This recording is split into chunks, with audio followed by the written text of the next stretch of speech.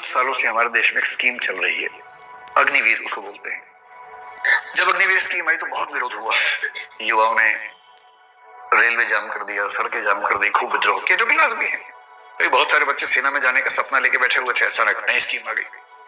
Scheme कह रही है कि हम सिर्फ 4 साल की नौकरी देंगे और 4 साल के बाद उन बच्चों का टेस्ट लेके उनमें से 25% को स्थायी करेंगे, बाकी को नहीं करेंगे। हालांकि कोशिश करेंगे कि बाकियों को हम सीआरपीएफ में, सीआईएसएफ में, किसी राज्य की पुलिस में एब्जॉर्ब कर लें एग्जाम के थ्रू, और गारंटी ऐसी नहीं देंगे। तब लोगों ने सोचा कि सरकार ऐसा क्यों कर रही है, पर सरकारें तो बहुत भविष्य में सोच रही होती है और उनको ये दिख रहा था, आज आपको भी दिख रहा होगा। अभी जो हमने एक युद्ध लड़ा पाकिस्तान के साथ, जिसको हमने ऑपरेशन सिंदूर कहा, आपने देखा होगा कि इस युद्ध में पहले के युद्धों की तुलना में टेक्नोलॉजी की भूमिका बहुत ज्यादा हो गई थी। जल सेना की एंट्री हुई ही नहीं, लग रहा था कि यार टीवी चैनल पे तो हो गई थी कि कराची में हमला हो गया, ये हो गया, वो हो गया, लेकिन रियलिटी में नहीं हुई। तो जल सेना मुस्तैद थी, तैयार थी, पर जरूरत पड़ी नहीं। थल सेना को हिलना भी नहीं पड़ा। आपने सुना कि टैंक लेके हम उनके बॉर्डर में घुस गए, वो हमारे बॉर्डर में घुस गए, नहीं हुआ। ना वो आए ना हम गए, मामला सिर्फ एयरफोर्स पे टिक गया।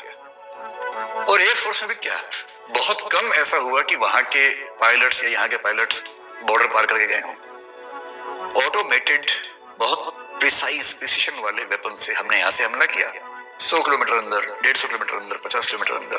कुछ हमले उन्होंने वहां से किए, जो विशेष रूप से जम्मू में हुए, पठानकोट के आसपास के इलाके में थोड़ा हमला वहां ज्यादा हुआ, लेकिन उसके लिए बॉर्डर क्रॉस करने की जरूरत ही नहीं पड़ी। ना उन लोगों ने किया ना हम लोगों ने किया, थोड़ा बहुत किया होगा, बहुत मामूली सा, ज्यादा नहीं किया, क्योंकि ऐसे वेपन्स हैं।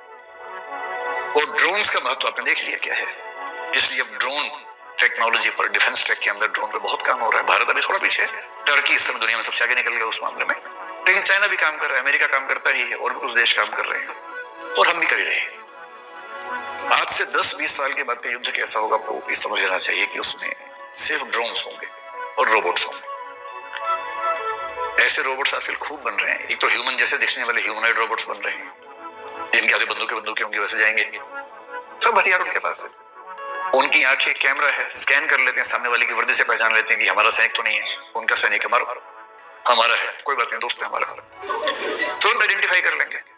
और वो भी तो रोबोट भेजेंगे, ऐसा थोड़ा बना नहीं पाएंगे, लेकिन उधार लेंगे चीन से, हम बना लेंगे, इतना ही अंतर है। पर वो भी जुगाड़ू तो है, यहाँ से जुगाड़ के वहां जुगाड़ के ले तो आता ही है, ढूंढने के लिए वो भी ले आएंगे, हम अपना बना लेंगे।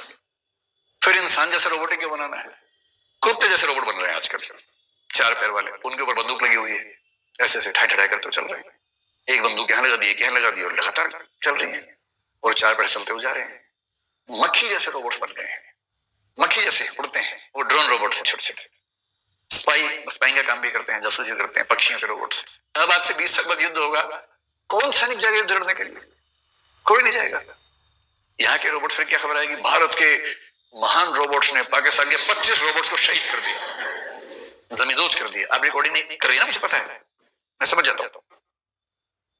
और भारत के 21 रोबोट लड़ते लड़ते शहीद हुए।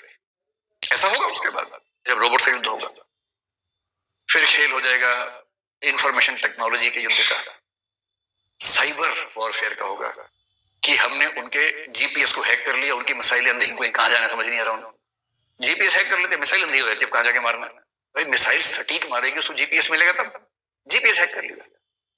ये सब खेल चल रहा है। लेजर पे ऐसा प्रयोग चल रहा है आजकल कि लेजर्स डेवलप कर रहे हैं, इतनी शार्प लेजर्स हैं आपके देश के अंदर। जैसे हम कहते थे कि इजराइल के पास एक आयरन डोम है, कमाल की चीज है, हमने भी S-400 देखा, कमाल की चीज है। अब उससे अगले स्तर का चल रहा है, लेजर बीम्स ऐसी बन रही है कि वहां से कोई मिसाइल आई, लेजर बीम ने उसको हवा में गला दिया, जल के राख हो गई, नहीं खत्म। ये सारी कहानी सुनाने का पर्पस क्या है, पर्पस ये है कि आज से 10-20 साल बाद के युद्ध में सैनिकों की जरूरत नहीं के बराबर है।